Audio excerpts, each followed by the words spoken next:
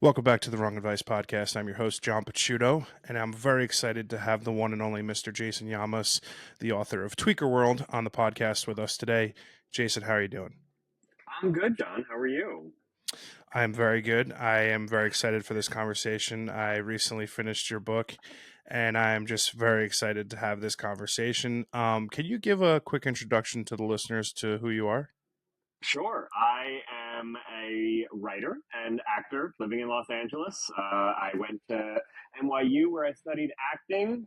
I was a media producer for a decade or so before I became a drug addict and then a drug dealer and now a memoirist about my time in crystal meth and sex addiction. Yeah. So the book absolutely floored me, blew me away. I mean, I learned a lot of things that I had no prior knowledge of. I didn't know the depths of which, the meth addict epidemic had infiltrated the gay community. The breadth of its devastation that it is doing to the community is just staggering to me, and something that you say it in the book is completely and wholly non talked about. And I'm super curious, from sort of stage one, without giving away the entirety of your book, how does one go from NYU grad to meth addict, drug dealer, kingpin? You got it. Um, I say in the book, in heteronormative circles, finding crystal meth may be difficult, but in gay culture, it is a click away, especially on the West Coast, where it is far cheaper and thus far more predominant. And crystal meth is purchasable on your smartphone right now. You can just go on Grinder or Scruff or any of the hookup apps, and if you know the coded language that drug dealers use on there, which I go into length in the book. Not so as to provide a tutorial as much as a warning and a better understanding of what that is. It's so funny. Sorry, I tend to detour a bit, so forgive me. But I was ADHD is my middle name. It's quite all right. exactly. So yeah, I mean, well, actually, you took me in another direction. But I was taking Adderall, which I was uh, probably not required to take. Although I have slight ADHD, I grew up not taking pharmaceuticals. Not that I have anything against it. If you have some sort of chemical imbalance or if pharmaceuticals help you and you take as prescribed, amen, do it. They weren't for me though. I took them purely to abuse them. I was a media producer after graduating from NYU. I am a type A personality, a perfectionist. I like being extremely productive, and Adderall is very helpful in that. I had never really experienced the Adderall craze, being that I studied acting. It was not I was not staying up, writing papers and needing to study for final exams in college. And I think that's where a lot of people experiment with Adderall and those types of stimulants. It wasn't something that I had ever really messed with. So I hadn't tried Adderall until I was producing films, documentaries in the early 2010s. And somebody gave me a 10 milligram one when we were on a late shoot one day. And then I realized, wow, I can stay up all night. It doesn't matter what we're doing. And then I can be editing into the night on this. And it just continued to grow out from there. So to the Adderall ballooned into from 10 milligrams a day to up to 120 milligrams a day over the course Oof. of a year and a half or two. And then when I no longer could find Adderall, the dealer that was selling it to me, the friend who had a prescription that was shipping it to me, my prescription had run out early, and it all came crashing down at this moment where I had an excessive amount of film work to do. And so I had read this letter that a pediatrician had written, and I think I saw it on Facebook or some social media outlet. And the doctor in this letter had written it to parents who were prescribing their children Adderall, arguing that essentially that it was the same thing as giving their children crystal meth. Of course, he was being hyperbolic. It's not exactly the same. They're both Sure. amphetamines. One is far more toxic and potent than the other. Crystal meth being that. But I read this letter and thought, okay, well, I could just get crystal meth instead of the Adderall, and it'll achieve the same thing. So Very that pragmatic. is Very, that very pragmatic. exactly, yeah. And and in fact, what's even more diluted about an addict's mind is that I told myself, well, if I just get this crystal meth, it'll last me this 1 week, and then after that, I'm not going to renew my prescription. I'm gonna quit it. So I literally told myself, I have to buy crystal meth to get out of amphetamine addiction. And these are the tricks that an addict's mind will play. But so that's ultimately how I went from a media producer to a drug addict. The drug dealer, the fall into being a drug dealer is a whole other trajectory. Yeah, the thing that I found probably most interesting about the book was at times as you're like recounting your experiences through this world that you've infiltrated, dominated, and are now a huge, massive piece of, it felt like you were wrestling with the person Jason, right, the addict, with the character that you may or may not, due to meth induced psychosis, have created.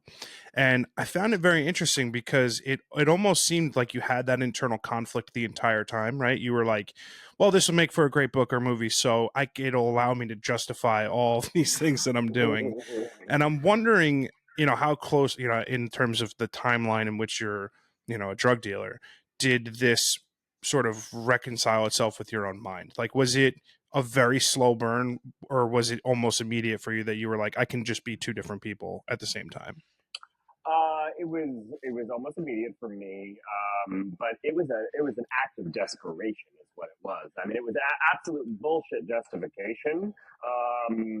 But I was before I was a drug addict and then a drug dealer. I was a storyteller. I was a trained actor. I was somebody who wrote screenplays and who wrote plays and who dreamed of having a TV show one day, dreamed of writing a book one day. That's the identity I had formed in my 20s, and to now all of a sudden be a degenerate addict, a junkie. This is not the identity I for. I needed something to pull me back, to be able to tell myself, okay, no, I'm not this guy. I'm I'm it's a role. I'm acting it. It's a I'm doing method instead of method acting. I'm doing method writing. You become the character in the story. Let it unfold around you. And now instead of me making dangerous choices, I'm furthering the plot. It's it. And listen, I don't think that I'm alone in finding this justification, especially in this day and age, where everybody's a fucking storyteller. We're all storytellers. We're all having imposter syndrome. We're all having main character syndrome. It's and then ultimately I ended up having Truman Show syndrome, which is a whole other syndrome to talk Yeah, about. that. Oh man, yeah. I mean, listen, I read a lot. I'm an avid reader. This is one of the more entertaining, wild, insane books I think I've ever.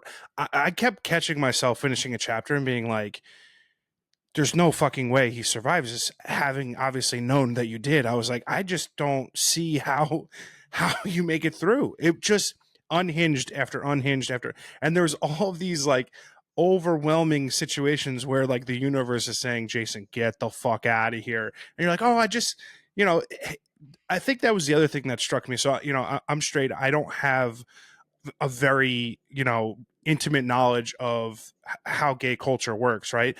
I didn't Sure. know that Grinder was like, oh, you just like put in a button and then you're having sex in 20 minutes. Like that blew my mind. I didn't know that was a thing. And then How to about couple that with drugs, I was just like, Jesus, it would just I kept learning and being blown away chapter by chapter, which was just it was an exceptional read. That being that? said, there was also like I was surprised by the amount of like tenderness and genuine care that came from a lot of the people that you made, you mentioned and talk about in the story, because, and I don't know if that's like inherently because of the culture and you got and like, the community being more or less a lot tighter, I guess, and more, likely to look out for someone, but the there was just so much tenderness with, like, people are falling out from GBL, right?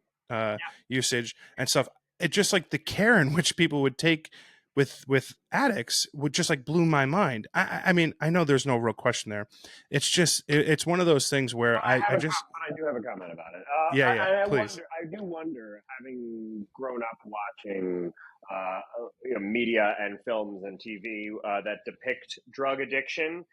I've often wondered if the storyteller has just been lazy, or if queer addiction does lend itself to an abundance of care and looking out for one another, because we're all in this addiction for similar reasons. We all felt othered. We all felt made smaller by society. We all felt, shame or guilt around our orientation or our sexual identities in various ways, with various differing backstories, of course. But the reason why we all ended up in Tweaker World is similar, and so I wanted, I noticed that, I noticed that the people around me were humans. They were three Yeah. dimensional humans. They were not simply junkies. They were not simply degenerates. They were not simply addicts. And I think we get these images, and it's just like we do it with mental illness and we do it with addiction. We just put it over there, and it's a cliche. It's the guy that's yelling at you on the street from across the sidewalk. It's the Hmm. guy with the needle in his arm, drooling or stealing from your wallet. Yes, those moments happen, but they are that the theft and the deception and the depression around all of that is very real. But the reasons for it are just as real, and that's something that I really wanted to hone in on with this, and to show that addicts have dimensionality to them. They're not a monolith.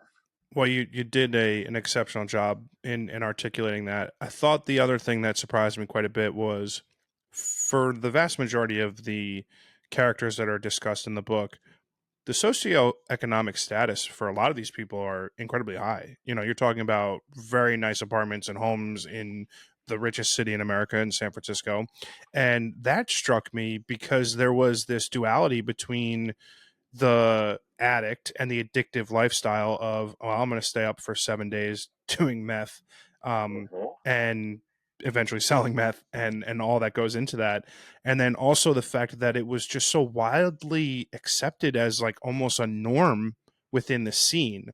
Do you think there are specific pockets of this like tweaker world sort of community in each and every city, or is it like just prevalent across, um, yeah, So it it's just is. growing. It's growing across the Midwest and the East Coast. Yeah, crystal meth is becoming cheaper and therefore more accessible. It is at its worst domestically in Los Angeles and San Francisco. Both Mhm. of them are plagued with crystal meth epidemic.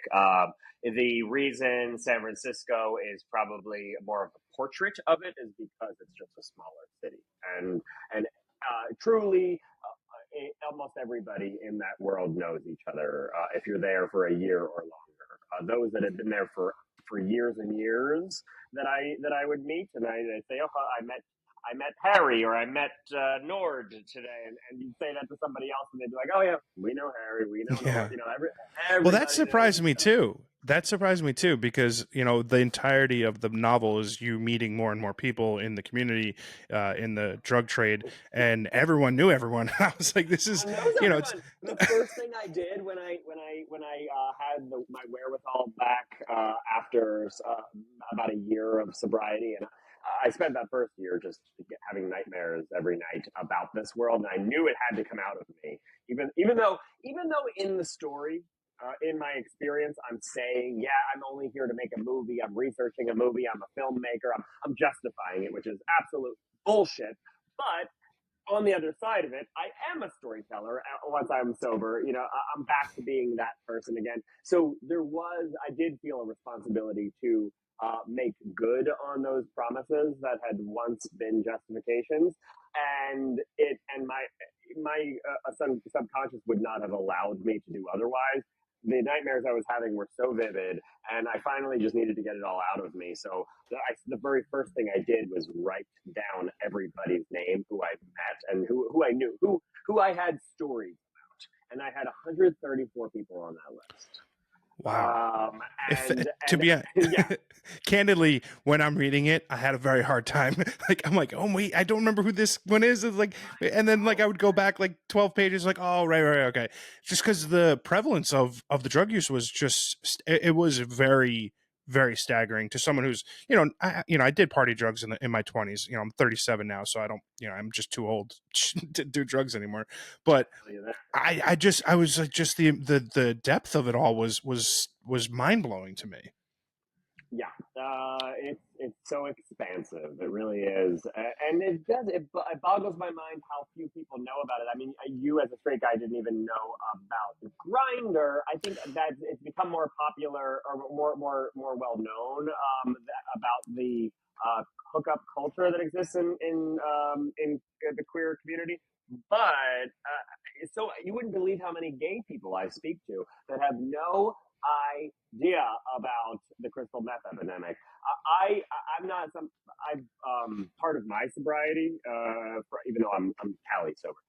To be clear, but a part of my sobriety from harder drugs and alcohol is and to be honest, sex addiction is that I don't go on those hookup apps anymore. And if I do, it's for a brief moment, and every few months I'll download it and just look and see who's out there. And I ended up in a conversation recently with a 19-year-old who had messaged me, and I was he's too young for me, but I said to him, I said, I'm just curious. He's in LA. I said, has anybody ever asked you to party before, and with a capital T?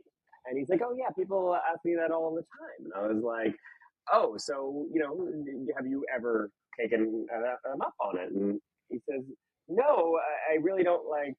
They're always really sketchy about it. And I said, do you know what it means? And he said, well, I think I just like probably partying, right? And he didn't.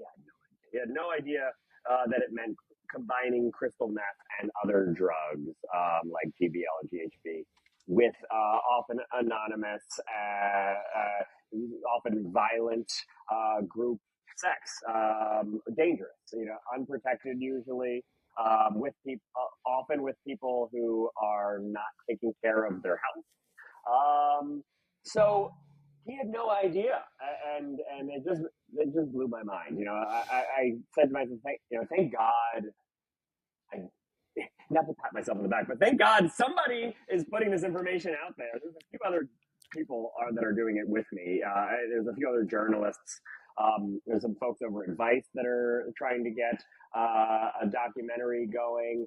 Patrick Strudwick, who is a British journalist, he just put out an Audible original podcast about Ed Buck, who was a famous, wealthy Democratic political donor that had been part of the party and play community in LA and was overdosing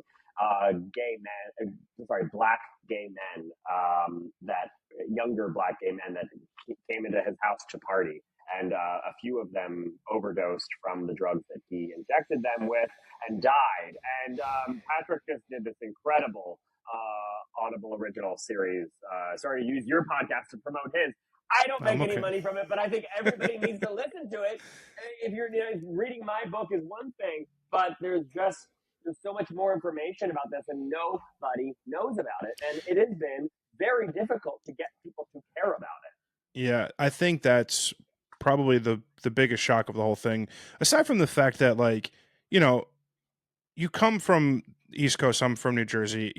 I know plenty of people who change lives, right? The drug aspect of things that I'm accustomed to, at least on the East Coast, is someone who ends up going down the prescription pill path to heroin. Yep. The concept of meth, GHB, GBL as party drugs was so utterly foreign to me that I had no true understanding of it at all. And I guess my question for you in that regard is, do you think you mentioned a little bit about how there are different reasons why people get into the scene to begin with, whether it's shame of their sexuality or their inability to come to grips with it, something like that that plays into the the the downplaying of the scene, right? Do you think that if this was a heterosexual type environment, if this was happening more mainstream, that this would be on the news? Or is it because it is of a smaller sector of the population that it's just not talked about? Yeah, no, I mean for sure it would be acknowledged as the epidemic that it is if heterosexuals were suffering from it. And to understand why that's not happening, it really does go back to a crisis around shame in the gay community and around being made to be a minority, being ostracized for decades, centuries. There's a historic ingrained trauma in the gay community, and what Crystal, you were talking about heroin and prescription pills, that makes you not feel right. Crystal meth doesn't make you not feel. It numbs certain things, but what it does is it makes you feel powerful and righteous. And all of a sudden, people who were nervous to be their full selves at first, all of a sudden, oh well, I don't, I may have been skittish to have sex with other men because of how wrong I've been told it was to do, and now that I'm high on crystal meth, I feel proud around it. I feel pride around it, Hmm. and at first that's what it offers you, but then the more you do it, it gets into more compulsive behaviors that are ultimately very destructive to one's mind and body, and it begins to take its toll, just like any drug in excess. But where it starts is not with numbing; it actually starts with instilling people with a sense of pride. Oh, that's very interesting. I'm curious the timeline on the addiction, the entire thing, because obviously it's hard to get a sense of like how many months or years this entirety took place. So Mm-hmm. from, the first time dabbling with meth in New York City to, ending up in rehab at the tail end of the book, how long did that process go through for? Sure. So I had dabbled. I had tried crystal meth in this sexual setting for I had a little binge, a couple weeks that lasted back in 2013.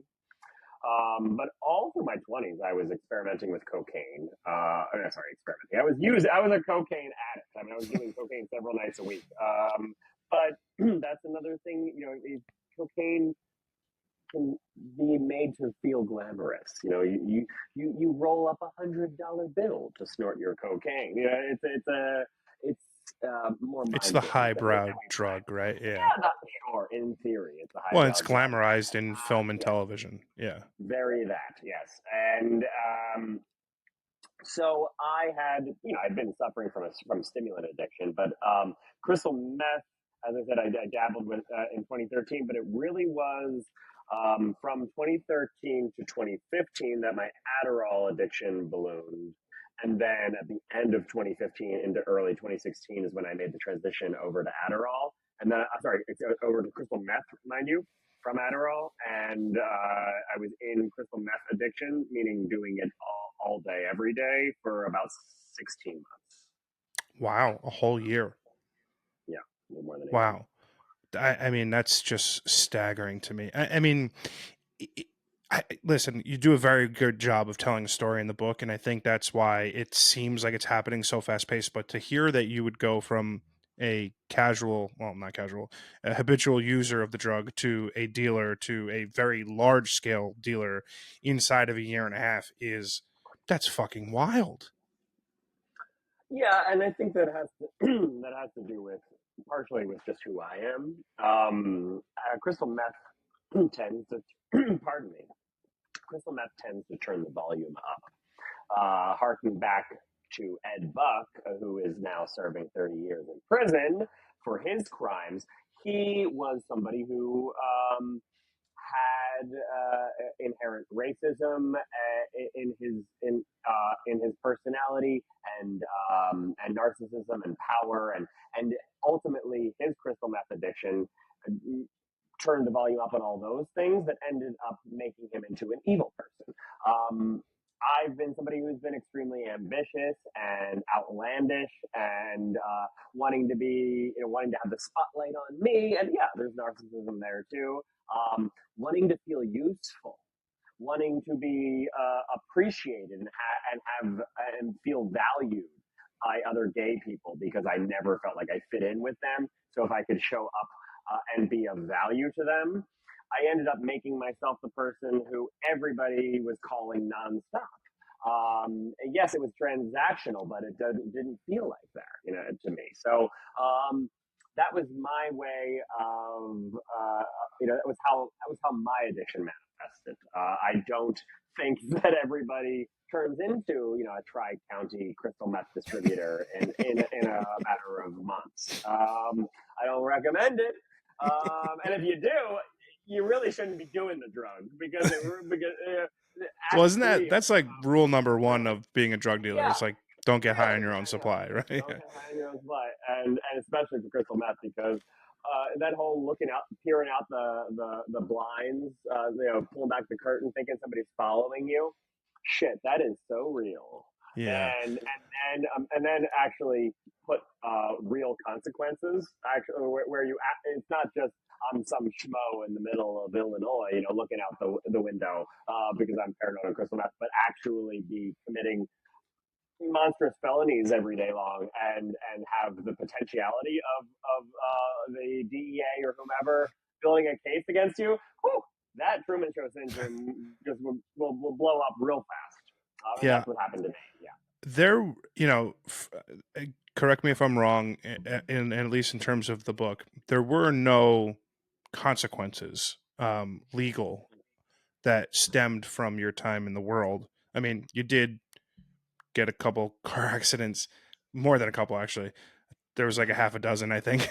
um, but when you look back at like you in the book you're making rationalization and over rationalization over why you're doing certain things, right? You look at what you're about to do and you're like, I can do this because XYZ, and you're Mm-hmm. rationalizing it. When you look back at it now and you look at the justifications that you were giving for each individual act that I don't want to give specifics away. I really genuinely think everyone needs to read this fucking book. But Yeah. do you look back at it now and realize that it was just mostly the addiction that was just giving you this belief that you should be doing these things? Is that like just so very evidently clear to you now? Um, when you say these things, as in, give me an example if you don't mind. Just When you one. go from casually taking drugs to, oh, I can start dealing it to my friends and I get a better price for my use, you rationalize it by, well, I get to have more fun and make sure that the people that I'm doing it with are being, dosed in a safe and healthy manner. And then, oh, well, like if I just take over this additional, dealer aspect of it, it's better because again I get a better price and I get to be even more ingrained in the community, and I want to make sure everyone's having fun and everyone's safe and everyone's doing the right thing together. So when you're looking back on it now and the justifications that you were giving yourself at the time, I mean, that's to me, it's clear that it's just like the drugs are just like telling you that this is the right idea. But like Yeah, I don't think it's just the drugs. It really has to do with. I think it has to do partially with my personality type, but what the drugs do is wipe away all. What is that called? The risk averse. inhibitions, That yeah. yeah. Well, that yes. That's what that'll work.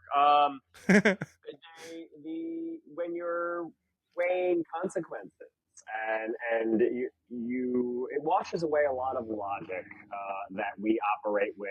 I should not run through this yellow light because it's going to turn red and we don't know who's coming the other direction is a very sobering, logical, mundane thought that we have. And the addict is like, but I can make it, but I can make it. You're not thinking about like, but I can. You just have the singular track mind. It's not the addict that is thinking that because the normal person would think that too. It's just that it erases the other part of your brain that says, but are you sure? Yeah. Uh, so you just become more carefree. And I was extremely lucky. And then also, it wasn't all luck, but that I evaded police. One of the reasons is that I got out just in time. People got busted. The people that I was that were a tier beneath me, a bunch of them came and got raided within a month of me going to rehab. Oh. One of them, who's named Xander in the book, Oh. he and I have been in contact because he's now in house arrest, but he had to serve 10 years Jesus. for and racist Benjamin, who's a character in the book, he's in prison I think for another 15. There's a lot of people Shit. did suffer consequences.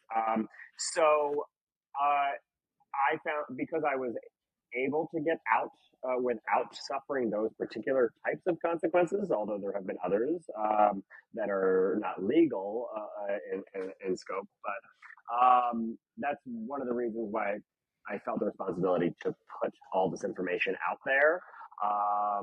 There's not a 0% chance that I couldn't be held accountable legally in some ways by what I've confessed here, but I felt it was really important to put the information out there because people have to wake up to see that this is even happening. Sunlight is the best disinfectant, right? I'm actually super glad you brought that up because in a lot of ways, like I think the experience in life as you get older, you change, your desires and wants change, right? And that goes for anyone in any way walk of life. My life is in a completely different place than I thought it would be as early as 3 years ago. When Mm-hmm. you are going through your sobriety and you realize that it was so important to tell this story, which by the way, I completely agree with you. The fact that there's not more light shown on this clear and evident problem in society is criminal. But when you're going through your sobriety and you're starting to put the story together, is there any part of you that's like, whoa, I shouldn't fucking do this? I'm basically copping to any number of felonies. I Yeah, mean, is there was. I had a lawyer vet it. He said you should make it a novel, and I considered it for a bit, and it just didn't feel like the right choice. It felt like a cop out. No, I wanted people to know what I did. Listen, it was deception and dishonesty that got me into this mess. Um, because when you start lying and you open up a can of worms and it just gets worse and worse and worse and then taking drugs helps you feel less shitty about being the liar that you started to be, and it becomes a fucking spiral downward. And the only way for me to feel liberated and feel like I did my part, and that I am showing some repentance is to tell the full truth and say, no, I did these things. The lawyer I spoke with ultimately made it seem that it would be very difficult for me to be prosecuted. Not to say that it wouldn't be impossible, but that it would be extremely difficult because it would be a different story had I robbed a bank or beaten somebody up where there's a victim, a mhm. specific victim. It's tougher with drug trafficking and distribution to isolate a specific victim for these things. I was my own victim as well. So Yeah, I had to tell the full truth, even if there were risks involved with.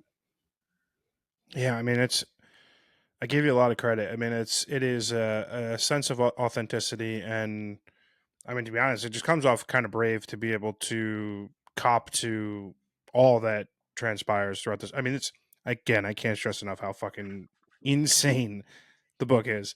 I mean, I don't consider myself a very naive person. I know the world is a fucked up place, but the sheer scope and magnitude of this story and the fact that it transpires over a 16-month period of time, I'm even more floored now than when I finished the book.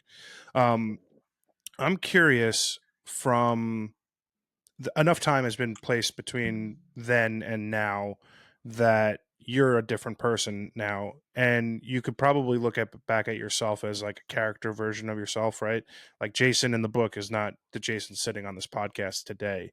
um Yeah. when you look back and then simultaneously, you write this book and now you're looking forward, do you have a hard time like reconciling like those two different people? Like, I know people change and people grow and people go through experiences in life, but is it ever overwhelming to you? Do you ever like get just fucking bogged down by that, like the sheer madness of it all? Yes. Um, when I was being interviewed for an NBC article about the book a couple of months ago, I was asking friends who, I was asking my brother's girlfriend at the time, who's in the books, named Johnny. And I asked Johnny if they had pictures of me back then that I could send to this journalist. But instead, Johnny came back with screenshots of text messages that we had exchanged, and you can just see what I'm saying in these text messages is just, I know in retrospect, is absolute bullshit. It's addicts, addict behavior, lying and manipulating and saying whatever they need to say to get out of trouble, to get the onus off of them, and to see that kind of just absolute shitty behavior, to throw my family and friends under the bus, the ethical bus, if you will. When I see it like that, it destroys me. Yeah. And it's because it's new material to me. Whereas all the stuff in the book, I've had years now to process, to edit, to dig deeper into, to relate to my therapist, and be able to analyze what that means for me. It's been a process, but still to this day, when new material shows up, or I saw some people at my San Francisco book event that were in that world with me, and they reminded me of some things that I used to do, especially when I was in psychosis, and just how I made their lives so miserable, and just what a pest I was, and just to remember, I was like, oh, it's so mortifying, it's so embarrassing, and so yeah, in some ways, I look back and it's like, oh, geez, but then in other ways, I'm still the same person, and I see how the um, pure-hearted, naive guy who doesn't ever think anybody will screw them over or take advantage of them or lie to them. Like, that's who I am in my heart. Still, I still just believe everything everybody says to me, Yeah. and that's what got me in so much trouble there. So I. I have empathy for me. I have empathy for Jason from 2016. Looking back at him, and I can relate to him still, in a variety of ways. But so it's a mixture. It's a mixture, Yeah. and then I'm working. Yeah. There was I do genuinely think that you are much too empathetic of a human being to be a drug dealer. I mean, frankly, there That's I why I was mad at it. That and an unwillingness to be violent, because they go hand in hand. They go yeah. hand, and everybody kept telling me you should get a gun. You gotta get a gun. You have to protect yourself. You have to defend yourself. And I was like, no, no, no. I'm going to be a non-violent drug dealer. I'm rebranding. I'm Yeah. rebranding drug dealing, and there's just no such fucking thing. There are points as I'm reading the book where I'm like, motherfucker, bash this fucking person in. They just ripped you off, and you're like, oh, okay, like I'll just come back next week and give you more of the product. And I'm like, what are you talking about? What do you Oh mean? yeah, yeah. Like, People took off. My ex who was reading this an earlier version of the manuscript. We were on the beach a couple of years ago. And he's reading it, and he goes, "Wait a second. So you hand this guy $25,000 to go get you drugs. He disappears, and your first thought is, oh, his mother must have needed it to pay for a surgery. Like what the fuck is wrong with you? Oh, as I'm I just reading want to it, believe that people are good." as I'm reading it, the thought I'm going through the I was like genuinely mad. I was like, dude, because like even you were like wrestling with it. You're like, I should have this some guy that you mentioned beat him up or whatever. And I'm wrestling with whether it's the meth induced. You like you said, it takes dials you up to 10. So it's like, well, you're an empathetic person, so naturally they didn't rip you off. Something must have gone wrong. So you're like making a justification for it. But it blew my mind. I was like, Jesus. I was like, God, where for a community that is so tight knit, it's like everyone's just like not. There's no consequences. It was, oh, Yes, dude, it's yeah. wild. I mean, aside from the fact that this is an incredibly enjoyable story, it's obviously heavy as fuck, right? Like you put a very uh, artistic spin on the story in the book. The novel is entertaining and it's all well and good, but it's obviously horrible, horrific shit. I'm curious, like when the shit hits the fan. I don't want to give so much away. I'm a big fan of the book. It was really fucking good. When the shit hits the fan and you end up in in rehab, what was that realization like for you when you're sitting with yourself, having your family sort of rescue you and bring you into the facility, and then even you left at one point and then ended up going back. Um, what is the moment like when it all kind of crashes down on you and you realize like this is like I need to fix myself? Like what is that feeling like? Wow. I have been asked this a lot. I don't know if I ever had that aha moment. In actuality, it was um, hmm, my aha moment came many months into sobriety when I started to feel a different kind of good. But my having to get off drugs and get out of Tweaker world and get out of the crime world was because I had bulldozed every avenue I could take. Otherwise, I had nobody that trusted me. I had no money left over, no credit to my name. I at one point I've shat myself. I don't have a car. I don't have a phone. I pawned everything. You just do what you have to do to be able to get your next meal at that point. And the next meal was coming from a rehab because they were my family and friends were not going to give me $1.50 to go to the Checkers down the street for fries. At that point they were going to starve me out. So no, that's the grip that addiction has on you. You think that it is, and I hear this all the time from people calling me. I have friends that call me and say my friend is in meth addiction. He wants out of it. Can he call you? And I used to say yes. Now I say, well, here's what you should tell him, because they always argue with me. I'm just like, get the fuck out of wherever you're doing the drugs. I delete the grinder, delete scruff, delete everybody's contacts that you're doing drugs with, that you're having sex with, that you think you care about. Move, like if you can. I mean, obviously, this is not something that everybody in different socioeconomical statuses can do.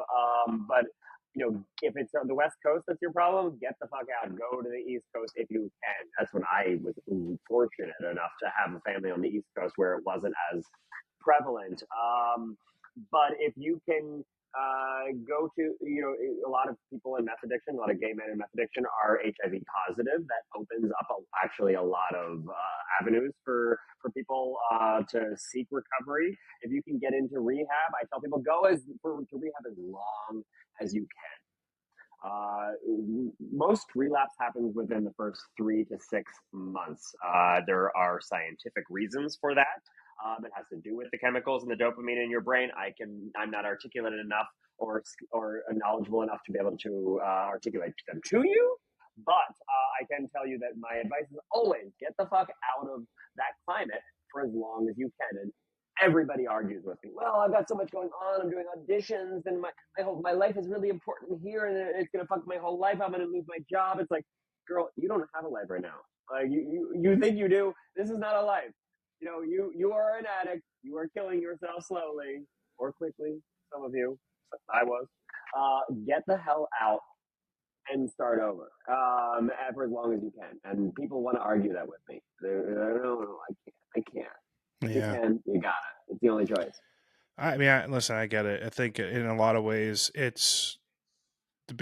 what's nice about the book, and I think what's nice about having and fostering these conversations is shedding the light on the problem.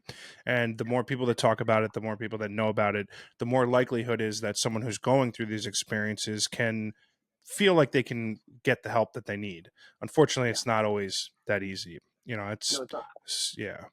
There are Um, resources, though. There are LGBT centers in a lot of big cities. That would be the first place to go. That would be the first place to reach out to.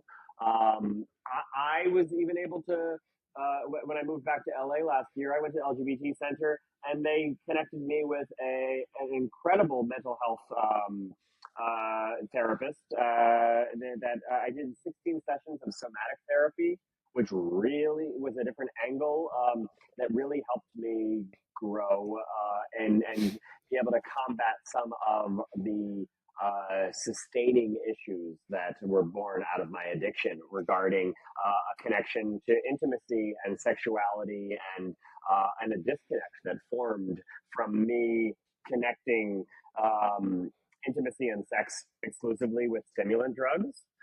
To be able to disconnect those two is very hard for people, and that's where a lot of people will also see relapse. So there are resources, is what I'm saying. LGBT centers are a great place to start. yeah. I'm curious. So I kind of have a similar feeling too. Like in the beginning of the book, you talk about how you always had like this vision for your life, right? Of whether it was gonna, include some level of fame or success or financial wealth, whatever it was, however you articulate in the book. I can relate to that. For some reason, I've always had this sort of irrational comfortability with myself and belief that my success has always been assured. When you go through something like that you went through, that probably gets stripped away from you a bit. Having gone through the process of sobriety and the book writing and sitting here today, what do you look at in terms of like what your own hopes and dreams are for your own future? Yeah, so in the first few years, uh, the, I you have a reset, and you can of sobriety. You have a reset, and you can choose whatever direction you want to go in. And I started asking myself, well, do I want to be a private investigator? Do I want to be? It was something that crossed my mind at one point. And you can investigate whether these things are tenable. And ultimately, what I realized is that just because I fucked off and got detoured from my path, what I really wanted to do was be an artist, to be a performer, to be a storyteller. So I got right back as soon as I got the book out of me, and I knew that there would be an audience for it. Meaning I found a publisher. As soon as I signed that book deal, I decided, okay, I'm moving back to Los Angeles. I'm going back into acting training after being away from it for 15 years. I'm warming those muscles back up. I'm going to get back into auditioning. I'm going to write another book. I'm going to turn this book into a TV show. And I've been with the same energy that I approached becoming a crystal meth distributor, but with way more clarity and a lot more passion and zeal and clear headedness. I am now tackling all of those dreams and I gave myself permission to have them again. Yes, I'm not 18 and wide-eyed like I once was. I'm 37, and I that doesn't mean that my life is over. Just I in Fuck fact yeah. it could be more not over. I survived. I survived. I got out. So I would be selling myself short to not go for those dreams. So I'm out here. Yeah. That's what I'm doing. I'm out in LA trying to make all those things happen.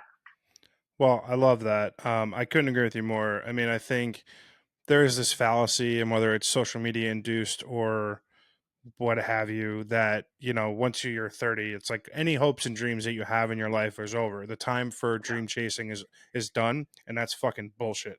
My life is in a fucking 10,000 mile better place today than it was 5 minutes ago, let alone 5 years ago. And And there's people will want you to be there too.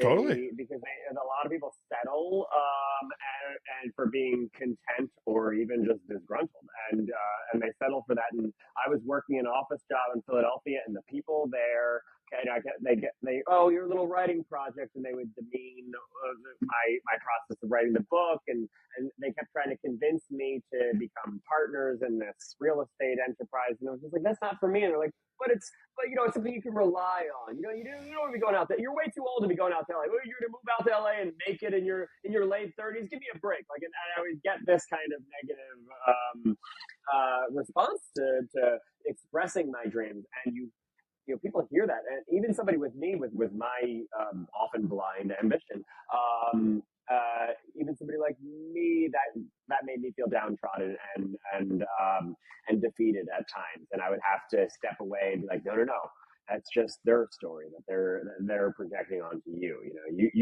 You can make the choice to go live the way you want to live at any given. absolutely. I don't think there's anything wrong with blind ambition. In fact, I think were it not for my own irrational ambition and confidence, I would never have achieved anything in my life. If you don't, at your base level, believe that you can accomplish anything you want, you will accomplish nothing. If you have Yeah, zero self belief, all you are filled with is self doubt, and any inability to drive that away from yourself is going to inevitably lead to you being like those people who are telling you, oh, you can't write a book, or oh, you can't start a podcast, or you can't become a photographer. And all of those things couldn't fucking be any further from the truth. I think it is a mental health silent epidemic in the world, because so often we're told that we can't do things when we have a fucking supercomputer in our pocket. We could do literally whatever the fuck we want. absolutely. Yes. And I knew, meeting you that you would agree. But Yeah. yes, 100%. I'm curious, is there possibilities for Tweaker World to be adapted into a TV show or a movie, both of which need to happen? I mean, Yeah. like, I know it's weird having someone who you don't know, you know, commentate about your story and your life. It's just fucking insane. And if you're listening to the podcast today, go buy the book immediately. Read the book. You're going to read it in 3 days, like I did. I fucking crushed the thing, and it's just staggering. So please tell me that there is the possibility that this ends up on Netflix or something. We'll see about what network, but let's hope that does happen. I have a writing partner that I've been developing it with for a few months.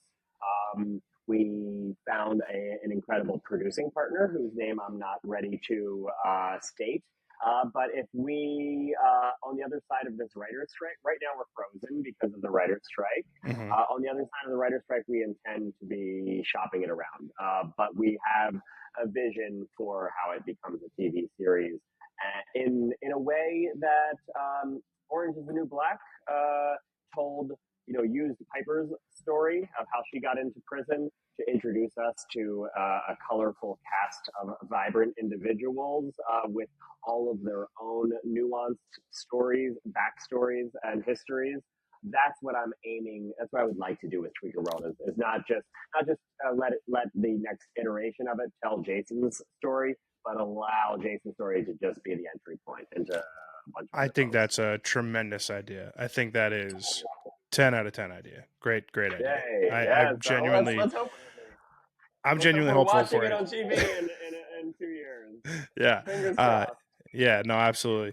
Um, Listen, I'm a big fan of the book. I think that you do a great service with this book in highlighting an absolute atrocity that is taking place in the LGBTQ community right now. It's my hope that you look at whatever success of this book, whether it's number of copies sold, number of conversations had, boil it down to if you can get this out and save one kid's life, two kids' lives, whatever, it's a success. Don't let it be a dollar figure. Don't let it be a number of copies sold. I think it's such an important conversation to be having, and I'm immensely appreciative that you were willing to come on and discuss it with me today. Yeah, Absolutely. Can I read the very last yes, please, the very last two sentences of the book? please. At this very moment, an impressionable young queer is on a smartphone app and is being asked, "You want a party?" Someone must tell them what that means, what that really fucking means. And my anecdote from earlier about going on Grinder and that 19-year-old messaging me was such solid proof of that. He had no idea. And so you're 100% right. If I can inform one person that needs that, or help somebody who is dealing with a loved one that's in this addiction, of even just how to understand what they're talking about and what they're experiencing mentally with the degradation that happens to one's mind on this drug, just to be able to maneuver these relationships better. Yeah, that's why I wrote it. So thank you for honing in on that. I really hope it can inspire some folks and educate them. Yeah, absolutely. Truly, I hope everyone who's hearing this today goes out, picks up a copy of this book. I think it's a fucking unbelievable read. The fact that it's a true story, the fact that you experience this, the fact that you're alive to be having this conversation, and it's just it's an incredible story. And I'm Thank super happy that our mutual friend, the one and only Mrs. Jacqueline Paris, put us together to have this conversation. you. Yes. Jason, thank you so much for coming on the pod today. This was a real pleasure for me, a real treat. I'm a Well, big fan thanks of your for work, having me. and I'm looking forward to whatever the next chapter of your book has to hold. Awesome. Thank you, John. I really enjoyed speaking with you. My pleasure. Take care.